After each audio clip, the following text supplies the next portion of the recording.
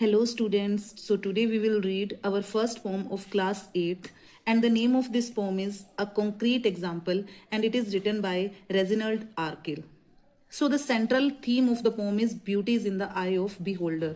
तो इस पोम का जो मेन थीम है वो क्या है कि जो सुंदरता होती है वो देखने वाले की नजरों में होती है. It's about how two people can look at the exact same thing and see something totally different. मतलब कि एक जो चीज है उसके बारे में दो लोगों के अलग अलग ओपिनियन हो सकते हैं कि हो सकता है कि मुझे वो चीज अच्छी लगे लेकिन दूसरे पर्सन को वो चीज इतनी अच्छी ना लगे, मतलब उसको वो डिफरेंट तरीके से देखे. While one person might just see a pile of rocks, another person sees a beautiful pride field garden. अब इस पोम में भी हम ऐसा ही कुछ पढ़ने वाले हैं कि जो स्पीकर है इस पोम का उसको तो सिर्फ एक पत्थरों का बगीचा नजर आ रहा था, लेकिन जो मिसेस जॉन्स थी जिनका वो बगीचा था उनके लिए वो एक प्राइड की बात थी कि उनका जो बगीचा है वो कितना सुंदर है. So without much delay we will start our poem. So my next door neighbour Mrs Jones. तो जो स्पीकर है वो क्या कह रहा है कि मेरी जो पड़ोसन है Mrs Jones has got a garden full of stones. उनके पास एक बगीचा है जो कि पत्थरों से भरा हुआ है. अ क्रेजी पाथ, और जो इस बगीचे का रास्ता है वो कैसा है, वो टेढ़ा मेढ़ा है. अ लिली पॉन्ड, यहाँ पर एक लिली का तालाब भी है. अ रॉकरी यानी कि एक पत्थरों की बनी हुई क्यारी भी है. And just beyond a sundial with strange device, और उसी के थोड़े से आगे जाकर एक धूप घड़ी है. ठीक है, मतलब एक अजीब सा यंत्र है which Mrs Jones thinks rather nice, लेकिन जो कि मिसेस जॉन्स को बड़ा ही अच्छा लगता है. मतलब उनके बगीचे में जो भी कुछ है मिसेस जॉन्स को वो बहुत ही अच्छा लगता है. My next door neighbour Mrs Jones, मेरी नेक्स्ट डोर नेबर जो मिसेस जॉन्स है, puts little plants between the stones. उन्होंने इन पत्थरों के बीच में छोटे छोटे पौधे लगाए हुए हैं. As you see in the picture, देखिए ये जो पत्थर हैं इनके बीच में छोटे छोटे जो फूल हैं वो पौधे हैं वो नजर आ रहे हैं. तो वो पत्थरों के बीच में उन्होंने छोटे छोटे पौधे लगाए हुए हैं. They are so delicate and small, ये जो पौधे हैं वो बड़े ही नाजुक से हैं, बहुत छोटे हैं. They don't mean anything at all, लेकिन इन पौधों को लगाने का कोई पर्पस नहीं है, कोई मतलब नहीं है इनको पत्थरों के बीच में लगाने का.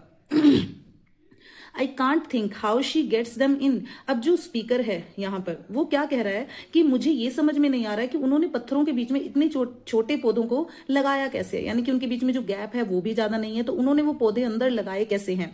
Unless she plants them with a pin. अब जो पोएट है वो सोच रहे हैं कि आई थिंक उन्होंने कि किसी पिन की सहायता से ये जो पौधे हैं वो अंदर लगाए होंगे. My next door neighbour Mrs Jones. अब दोबारा से जो स्पीकर है वो कह रहे हैं कि मेरी जो पड़ोसन है Mrs Jones once asked me round to see her stones. उन्होंने मुझसे एक बार कहा कि मैं उनका ये पत्थरों का जो बगीचा है वो देखने के लिए आऊं. We stood and talked about a flower, और मैं उनके बगीचे में गया और हमने काफी देर बात की एक फ्लावर को लेकर. For quite a quarter of an hour, मतलब क्वार्टर ऑफ एन आवर मतलब करीब 15 मिनट तक उन्होंने उस पौधे के बारे में बात की.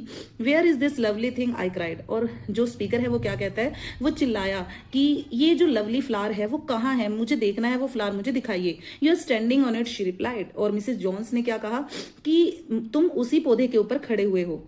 ठीक है, तो this is written by Reginald Arkell. Now if we talk about the literary devices of this poem, so refrain is using hair.